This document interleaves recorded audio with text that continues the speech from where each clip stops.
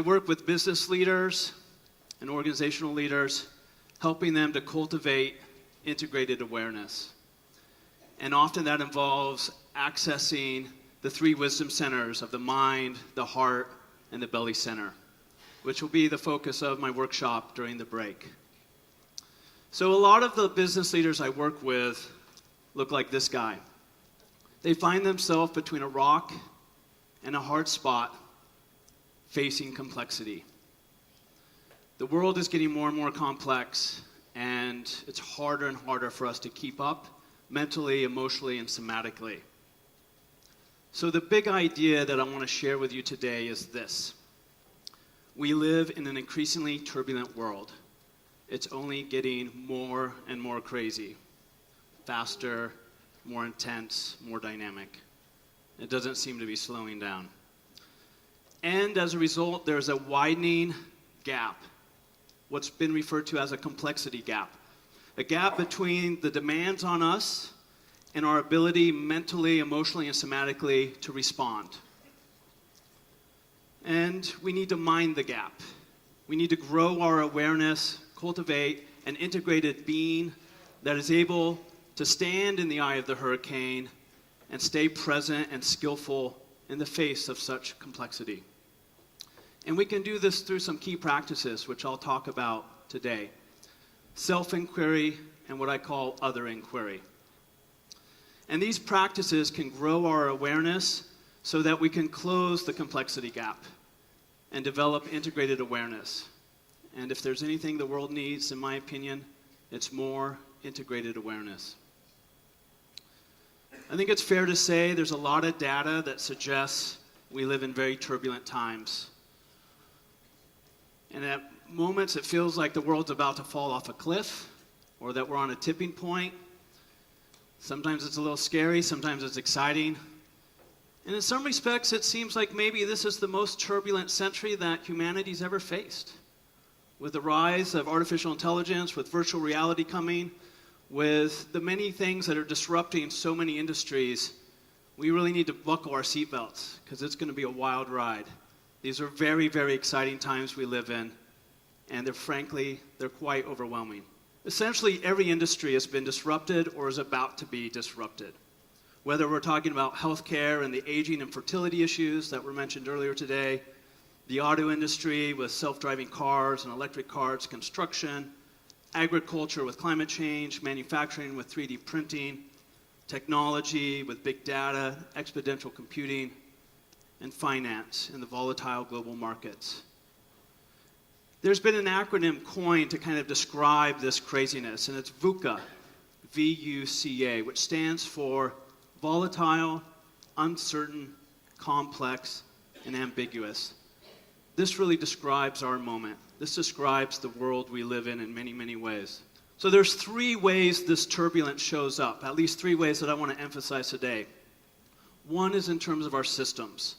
They're accelerating. There's exponential growth and development. Things are going faster and faster and faster. Though it can be quite beautiful, but nevertheless, it's pretty dynamic, pretty overwhelming and crazy. The other domain is within our relationships, our culture, our communities, our countries, and that is the clash of worldviews and values. The conflicts between different belief systems, whether it's political ideologies or religious sensibilities or just traditional versus modern ways of doing things. There's a lot of conflict and clashing occurring between our perspectives and our values, and it creates a lot of suffering. The third domain is individual alienation. Never before have human beings been as alienated as they are now, arguably, in terms of anxiety, depression, anger, emotional overwhelm. For many people, it's a very difficult world to live in. So these are three ways this turbulence shows up. And they contribute to this complexity gap, this gap between our embodied self and our ability to respond to these realities. That we need to grow and mature our abilities to better deal with the levels of complexity that we're facing. Robert Kegan, developmental psychologist from Harvard, teaches in the Graduate School of Education, sums up a very important point in this context. And he says, the challenge is often misunderstood to be a need to better cope with or deal with complexity. But coping and dealing are insufficient for meeting today's complex challenges. We must adapt and evolve. In other words, we need to transform our mindsets. We need to integrate our hearts and our minds. We need to become different people than we currently are. We have to change our operating system in a sense. We can't just upload a new program. We actually have to change our very embodiment. That we're literally drowning in complexity. So what do? How do we respond to this situation of being in over our heads and not able to deal with the levels of complexity that we find in our relationships, in our systems, in our own life? Well, I want to highlight two paths, two ways of working with this. The first is the path of self-inquiry.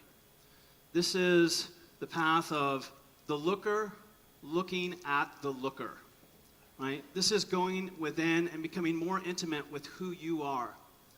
There's lots of ways of doing this.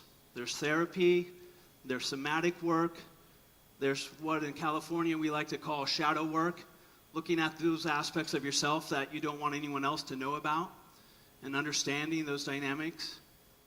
So in terms of physical benefits, it improves immune system and energy levels, it improves breathing and heart rates, reduces blood pressure, more longevity, lessens heart and brain problems, lessens inflammatory disorders and asthma, lessens premenstrual and menopausal syndrome, and helps prevent arthritis, fibromyalgia, and HIV. So those are all some pretty robust physical benefits, but it doesn't stop there.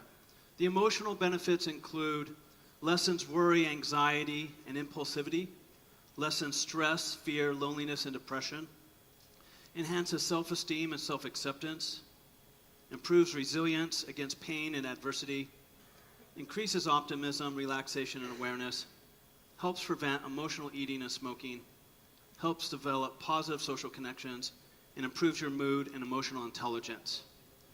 So you can already start to see how these benefits start to address those three domains of turbulence: the alienation, the clash of worldviews and values, and even dealing with the fast accelerating pace of life as we know it.